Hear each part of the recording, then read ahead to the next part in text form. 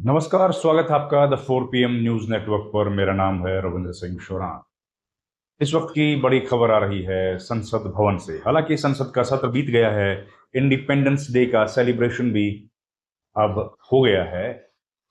प्रधानमंत्री ने लाल किले से अपना भाषण भी दे दिया, लेकिन अब खबरें क्या हैं? खबर है कि संसद भवन, लोकसभा अध्यक्ष ओम बिरला ने जवाब मांग लिया है।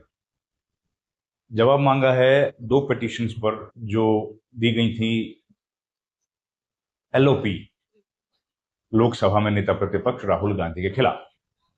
ये दो पिटीशंस दी गई हैं अनुराग ठाकुर, राज्य लोकसभा के सदस्य, हमीरपुर लोकसभा क्षेत्र से हैं, हिमाचल प्रदेश के पूर्व मंत्री हैं।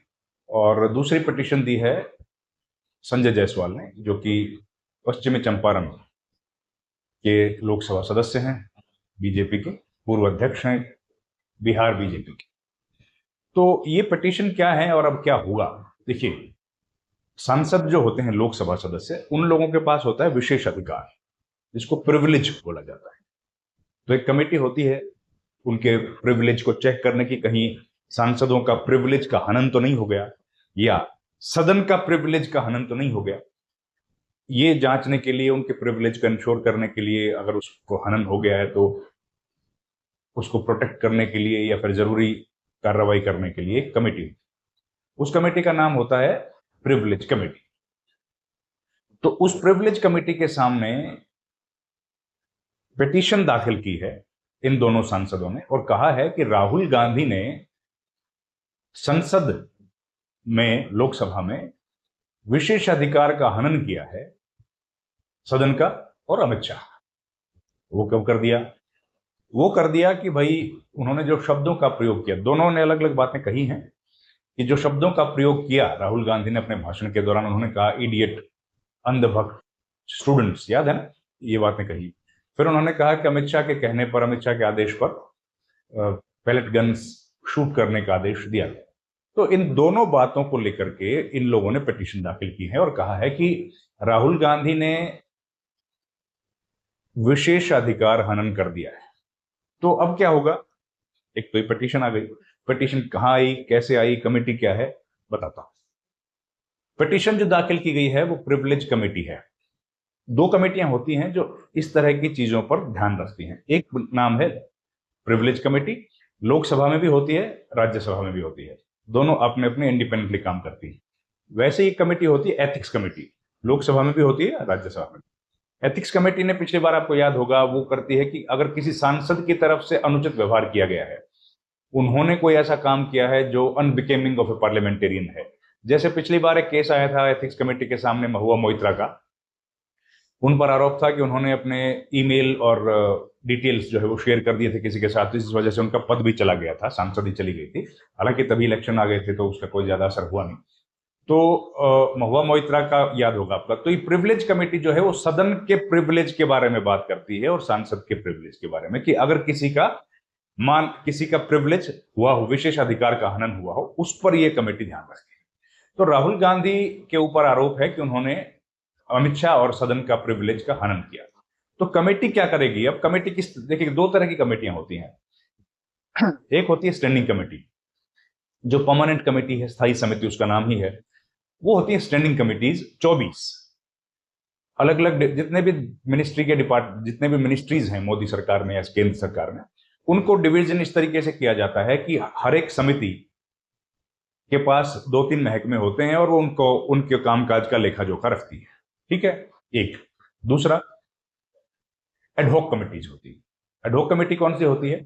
एडहॉक कमेटी होती है जिसके पास कोई काम अगर आ गया है तो वो काम करेंगे, उनको काम दे दिया जाएगा, और नहीं काम है तो वो कमेटी उस तरीके से काम नहीं करती। तो प्रिविलेज कमेटी उस तरह की एक एडहॉक कमेटी है।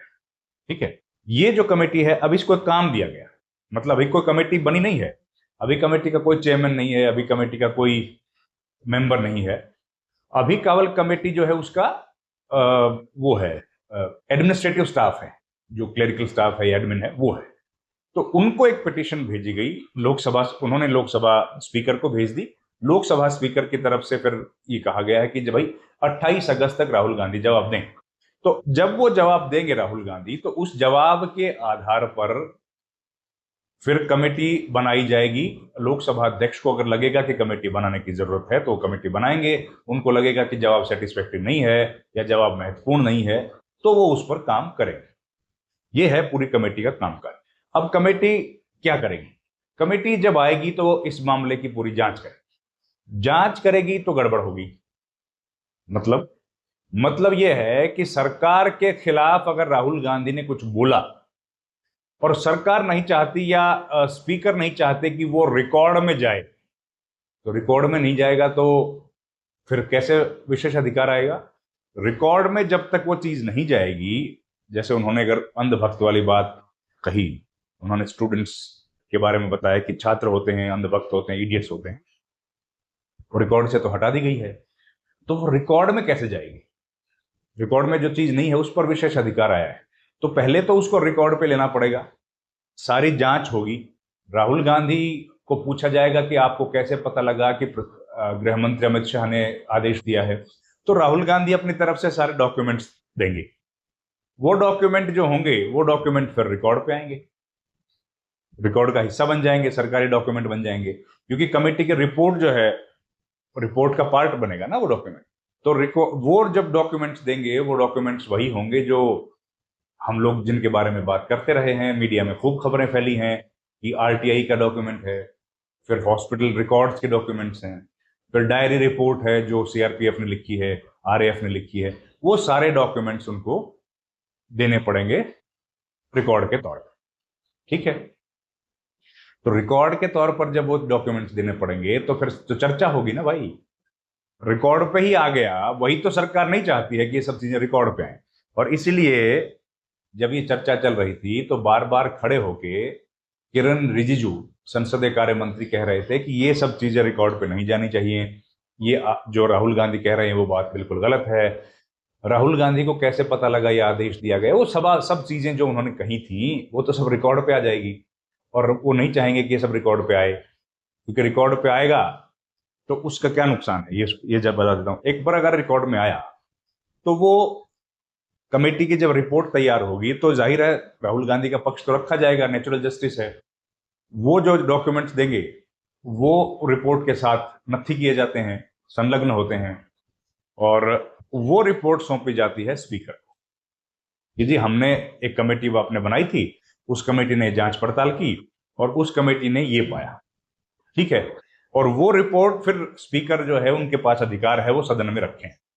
जब वो सदन में रखेंगे तो सारी चीजें फिर रिकॉर्ड में चली जाएंगी, रिकॉर्ड का हिस्सा होंगी कि भाई राहुल गांधी ने जो डॉक्यूमेंट्स दिए हैं, तो वो जो अभी एक्सपंज किए गए थे जो स्टेटमेंट्स, वो सब ऑफिशियल रिकॉर्ड्स में आएंगे। और उसके बाद फिर सदन फैसला करता है रिकमेंडेशंस के आधार पर कि भाई ये कमेटी रिकमेंड करती है कि राहुल गांधी को ये सजा दी जाए, ना ये सजा ना दी जाए। तो ये पूरी इसकी घटनाक्रम होता है। हाँ, इस कमेटी के पास इस बात का भी अधिकार होता है कि अगर उनको लगे कि बहुत ग्रेव मिसकॉन्डक्ट हुआ है तो उस पर वो लोग बड़ा एक्शन ले सकते हैं और सदस्यता जाने का खतरा भी बना रहे हैं। लेकिन ये पहली बार राहुल गांधी के साथ नहीं हो रहा, इसके पहले भी हो चुका है। इसके पहले भी एक बार प्रिविलेज कमेटी के पास मामला भेजा गया था, और आप याद ही होगा सब्सटेंटिव मोशन लेके आएंगे, निशिकांत दुबे ने भी ये बातें कही। तो मतलब ये है कि पूरी कोशिश ये की जा रही है कि किसी तरीके से राहुल गांधी जो मुद्दे उठा रहे हैं उनको दबाया जाए और उनको ना बोलने दिया जाए। इस तरह की बातें हम लोग लगातार देख रहे हैं, हर सत्र में इस तरह की घटनाएं आती हैं। लेकिन वो लगातार राहुल गांधी तो बोल ही जा रहे हैं, वो तो रुक नहीं रहे हैं।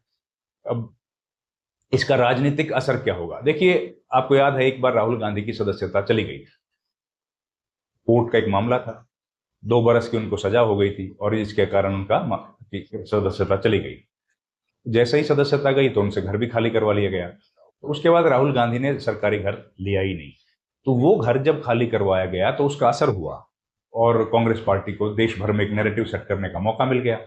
तो क्या बीजेपी दोबारा से वही गलती करने जा रही है कि बैठे बिठाए राहुल गांधी को एक मौका देगी? क्या फिर से उनकी सदस्यता चली जाएगी और ये उनको एक मौका दे देगी पूरे देश में घूम घूम कर प्रचार करने का कि उनके खिलाफ किस तरह से काम किए जा रहे हैं?